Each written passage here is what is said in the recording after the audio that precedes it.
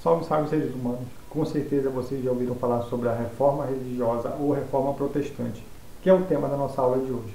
Vamos nessa?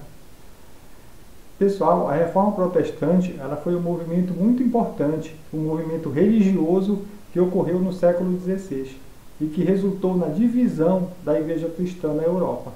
Porém, pessoal, não foram só motivos religiosos que guiaram a tal reforma, mas também motivos políticos e econômicos. No século XVI, pessoal, o modelo teocêntrico, que era Deus no centro de tudo, ele era muito questionado, dando lugar ao antropocentrismo, onde o homem era o centro do universo.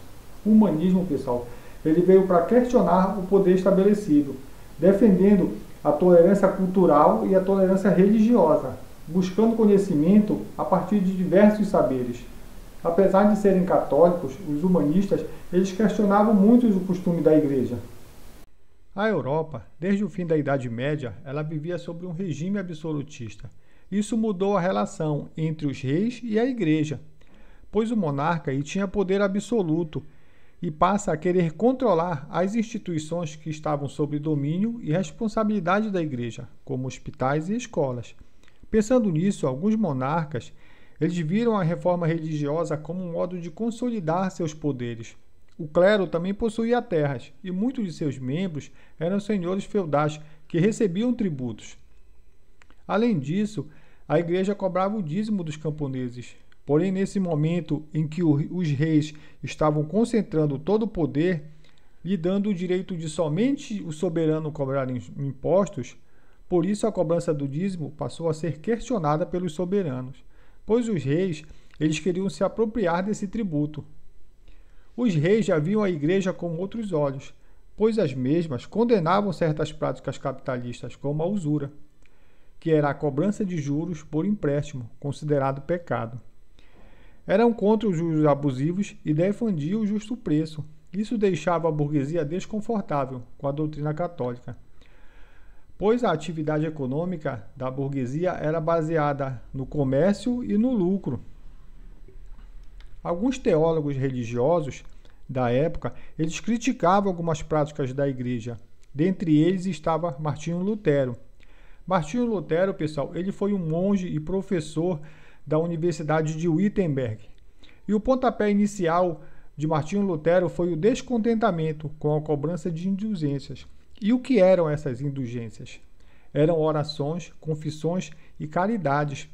Porém, alguns pregadores, eles desvirtuaram essas indulgências e passaram a afirmar que se podia comprar seus pecados.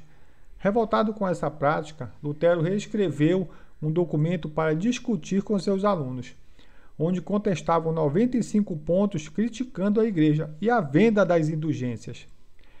Esse documento foi pregado na porta da igreja, porém alguns alunos imprimiram e passaram a ler para a população. Esse fato é considerado o início da reforma religiosa. No entanto, a intenção de Lutero, pessoal, não era só de chamar a atenção do clero, pois certas atitudes estavam desvirtuando a imagem da igreja.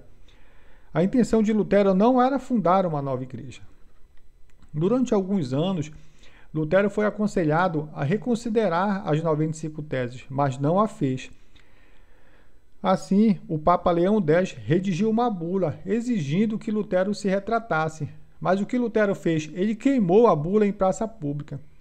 Já em 1521, o imperador Carlos V convocou uma assembleia, onde Lutero foi considerado herege.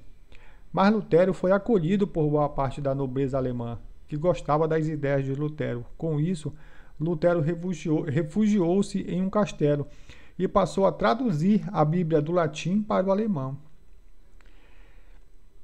e a desenvolver as características da nova religião. Surgiram muitas discussões e guerras entre os príncipes germânicos e os católicos, que passaram a ser conhecidos como protestantes.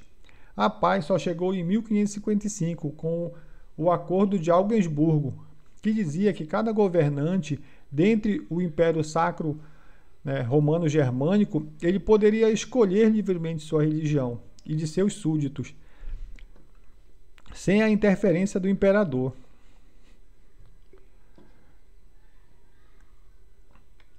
Em cada região da Europa, os ensinos de Lutero foram interpretados né, de forma diferente por toda a Europa. Porém, um de seus seguidores se destacou, João Calvino.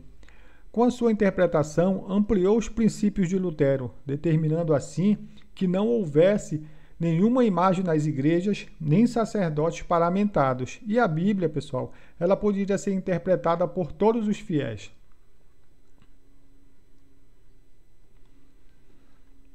O calvinismo ele se expandiu pela Europa, chegando aos Países Baixos e à Escandinávia, denominados na Escócia como presbiterianos, na França como huguenotes e na Inglaterra como os puritanos.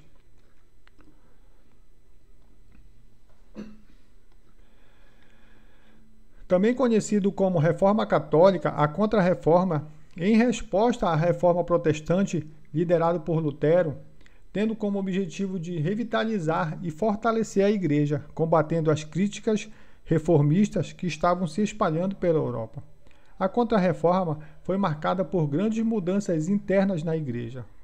Um dos pontos importantes foi o Concílio de Trento, que tinha por objetivo discutir e estabelecer pontos doutrinários que estavam perdendo valor de acordo com os princípios cléricos.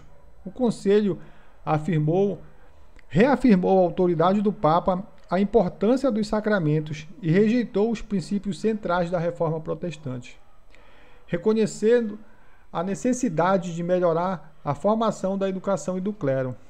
Escola e seminários foram criados para instruir os padres de acordo com a doutrina católica e para combater as ideias protestantes. Foi fundado por Inácio de Loyola a Companhia de Jesus. A Companhia de Jesus, pessoal, ela desempenhou um papel muito importante na educação e na disseminação da fé católica. A censura contra a literatura também faz parte desse rigoroso sistema. Foi criado o índice, que proibia a leitura de obras consideradas perigosas para a fé católica. Outro ponto importantíssimo foi a expansão missionária, através das grandes navegações, onde os jesuítas tiveram papel de destaque ao enviar missionários para toda a América, Ásia e África. Essa mudança fortaleceu a independência católica e reafirmou as autoridades doutrinais.